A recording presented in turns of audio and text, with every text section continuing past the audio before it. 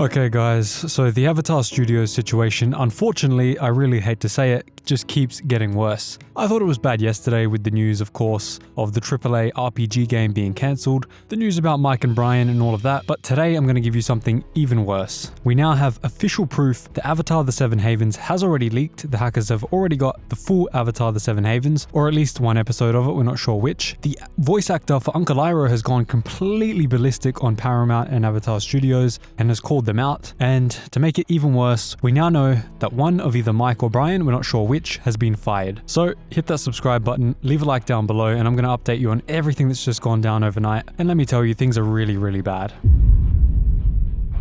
Okay, so the first thing we have to go into is the one that has fans absolutely shaking, because the timing of all of this is really unsettling. Now, a screenshot has been circulating that looks like an internal production slate, the kind of title card that gets burned onto an exported video file before anyone outside the building is ever supposed to lay eyes on it. This is the type of slate that gives all the information about the movie, its episode title, its episode name, its code, its censorship information for the ratings, all of that type of stuff. Now you can see it on screen now through this tweet here. As you can see, the network is listed as Nickelodeon, which is of course the sub-network within Paramount that handles all the Avatar stuff. The production house reads in-house. As we know, it was obviously made inside of Paramount. We have the show title in plain capital letters, Avatar The Seven Havens, and everything else like the episode number, the export date, the server ID, the censorship status, all of that stuff has been scribbled out. And this is exactly what you would do if you wanted to prove that you have the file, that you've already hacked the Seven Havens, but you don't really want to release it yet, or you don't want investigators coming after you.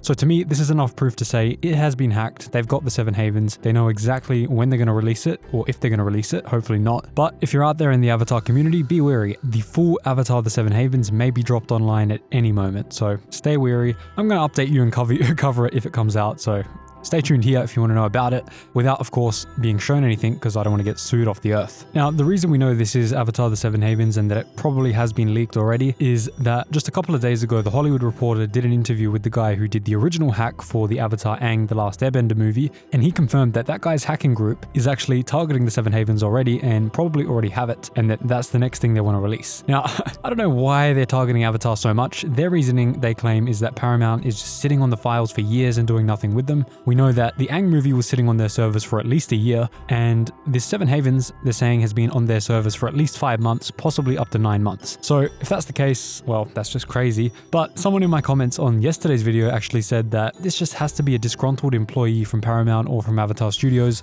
who now hates the company and wants to punish them for their experience working at the studio.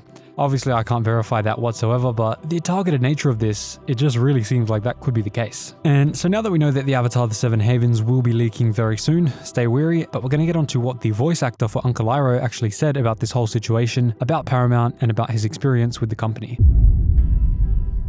So he opened up by pointing out that he is 65 years old, and in his own words, his supply for patience and diplomacy is running pretty low. Now, he said it in a bit of a more explosive way, but that is the best way to put it. He explained that he had spent roughly 30 years working as a paralegal at various Los Angeles studios, which handed him a front row seat to how executives actually behave once the cameras are turned off. According to Uncle Iroh, his general verdict on studio bosses was that they tend to be slippery and a clueless bunch who should be kept away from anything creative. And then he sharpened the knife considerably. The new regime at Paramount, he said, is straight up evil. Now that is crazy to hear from the voice actor of Uncle Iroh. I mean, in one of his other tweets, he literally said, "They're never going to hire me again, so I don't care. I'm just going to say everything I believe." And good on him. He should air these grievances if he really has them.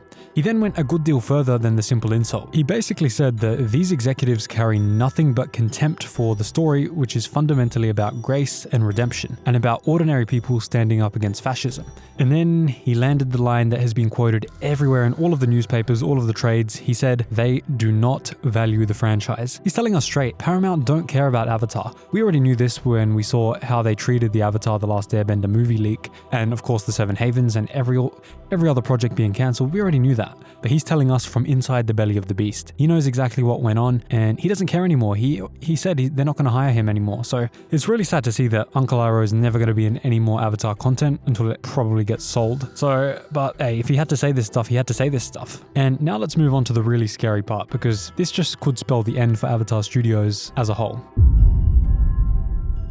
As we know, Avatar Studios was created in 2021 as something close to a passion project. Michael Dante DiMartino and Bryan came back specifically to build out this universe in the way that they always wanted to when they couldn't back in the day under Nickelodeon. They wanted to do the movie or 3 movies, which we know the other 2, the Korra one and the Zuko one, have been cancelled, the Seven Havens, and then a whole slate of future films sitting behind it. But then sadly, the Skydance merger with Paramount happened, David Ellison took the top chair, and the priorities quietly shifted underneath them. With that, it got announced that the movie was going to go only to Paramount Plus, the AAA game got cancelled, and basically everything started falling apart after that. Now, we just heard from Night's Edge Media from 2 separate and reliable sources that it has gotten so bad at Avatar Studios that one of the 2 was actually fired by Paramount or removed from leadership on the day-to-day production of all animated content and forced to work only on the lore and history side of the universe until their contract expires. We're not sure which one of the 2, Mike or Bryan, it is, but either way, this is just horrific. If one of the creators, the key creators, the guys who built this universe from scratch, is now not even allowed to do anything on the animated side, then this franchise is going nowhere. It can't be done without them. And even,